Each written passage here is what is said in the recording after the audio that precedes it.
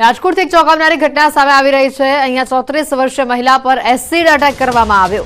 મંગેતર અન્ય સાથે ભાગી જતા એસિડ અટેક થયો। રાજકોટના સોખડા ગામમાં આ ઘટના બનવા પામી છે। સોખડા ખાતે રહેતા પ્રકાશ સરવૈયા દ્વારા એસિડ અટેક કરવામાં આવ્યો। સગાઈ બાદ મંગેતર અન્ય વ્યક્તિ સાથે પ્રેમ લગ્ન કરી ભાગી ગઈ। યુવાને બંદૂક રાખી એસિડ અટેક કર્યો હોવાની માહિતી છે। મહિલાને સારવાર માટે હોસ્પિટલમાં ખસેડવામાં આવે છે। કુવાડવા રોડ પોલીસ સ્ટેશન ખાતે મોડી રાત્રે પોલીસ ફરિયાદ દાખલ કરાઈ હતી। રાજકોટથી એસિડ અટેકની ઘટના સામે આવી છે। રાજકોટના સોખડા ગામમાં એસિડ અટેકની ઘટના બની છે। સમગ્ર મામલે કુવાડવા રોડ પોલીસ સ્ટેશનમાં ફરિયાદ દાખલ કરવામાં આવી છે। યુવતી તેના પ્રેમી સાથે ભાગી જતા આ પ્રકારનું કૃત્ય યુવાને કર્યું હોવાની માહિતી છે। મંગેતર અન્ય સાથે ભાગી જતા એસિડ અટેક કર્યો। રાજકોટના સોખડા ગામની આ ઘટના સામે આવી છે। પ્રેમ લગ્ન કરી અન્ય વ્યક્તિ સાથે યુવતી ભાગી ગઈ અને જેના કારણે યુવાને બંદૂક રાખી એસિડ અટેક કર્યો। વધુ માહિતી મેળવીશું। સંવાદદાતા અંકિત જોડાઈ ચૂક્યા છે। અંકિત, જે રીતે આ એસિડ અટેકની ઘટના સામે આવી છે, પોલીસે હાલ કયા પ્રકારની તપાસ હાથ ધરી છે? ચોક્કસ ખાસ કરીને વાત કરવામાં આવે તો મંગેતર છે તે અન્ય વ્યક્તિ સાથે પ્રેમ લગ્ન કરીને ભાગી જતા સોખડા ખાતે રહેતો જે પ્રકાશ સરવૈયા નામનો યુવાન છે કે જેને વર્ષા ગુરૈયા નામની પરિણીતા છે તેની ઉપર એસિડ એટેક કર્યો હોવાની ઘટના છે તે સામે આવી છે।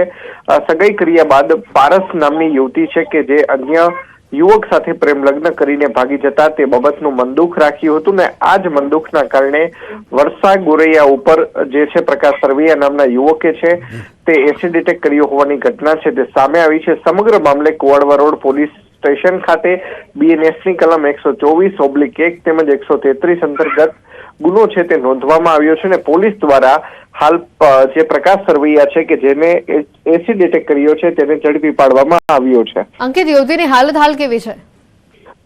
થોડીક વાર પૂર્વે જ ન્યૂઝ 18 ગુજરાતી દ્વારા જે ભોગ બનનાર જે યુવતી છે વર્ષા ગુરૈયા તેમના જે પતિ છે માધવ ગુરૈયા તેમની સાથે વાતચીત કરી હતી। તેમનું કહેવું હતું કે ગઈકાલ સાંજથી જ ગોકુળ હોસ્પિટલની અંદર પરિણીતાની છે તે સારવાર ચાલી રહી છે। પરિવારને મળવા દેવાયો નથી તેમજ હાલ મહિલા કણસી રહી હોવાનું પણ પરિવારજનો દ્વારા જણાવવામાં આવી રહ્યું છે। આભાર અંકિત, માહિતી બદલ।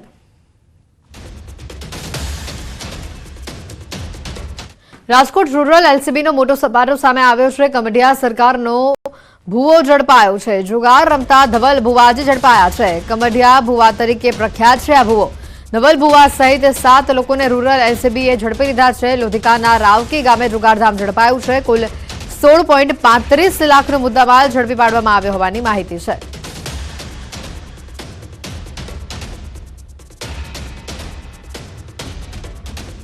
અમદાવાદથી સમાચાર છે। ખ્યાતિકાંડને લઈને કાર્તિક પટેલની પૂછપરછમાં મોટો ખુલાસો થયો છે। ખ્યાતિ હોસ્પિટલ અને કાર્તિકના બેંક એકાઉન્ટ ફ્રીઝ હોવા છતાં 16 કરોડની લોન ભરાઈ। કાર્તિક પટેલ વિદેશમાં હતો તે સમયે 16 કરોડ રૂપિયાની લોન ભરાઈ હોવાની માહિતી છે। ખ્યાતિ રિયાલિટી અને કાર્તિકની પર્સનલ લોન ભરપાઈ કરવામાં આવી। લોન ભરપાઈ કરવા રૂપિયા આપનારને ક્રાઇમ બ્રાન્ચે નોટિસ પાઠવી છે। કયા સંજોગોમાં લોન ભરપાઈ થઈ તે જાણવા ક્રાઇમ બ્રાન્ચે તપાસ હાથ ધરી છે।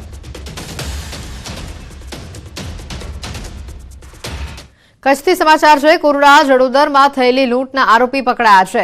સોની વેપારી પાસેથી 30 લાખના દાગીના લૂંટાયા હતા। પોલીસે 2 આરોપીઓની ધરપકડ કરી છે। લૂંટમાં ગયેલો 50% મુદ્દામાલ રિકવર કરવામાં આવ્યો છે। મુખ્ય આરોપી અબડાસાના શખ્સને ઝડપી લેવા માટે ચક્રો ગતિમાન કરાયા છે। તો એમની પાસેથી એકચ્યુઅલ મુદ્દામાલ જે લૂંટમાં વપરાયેલો એ મુદ્દામાલ એમની પાસેથી મળી આવે છે અને એ 2 ઈસમો એક મુસ્તાક પચાણ છે અને નાલી મીઠા કરીને એક ઈસમ છે, એ બંનેની ધરપકડ કરવામાં આવી છે અને એ જે એકચ્યુઅલ સ્વિફ્ટ કાર જે વપરાયેલી ગુનામાં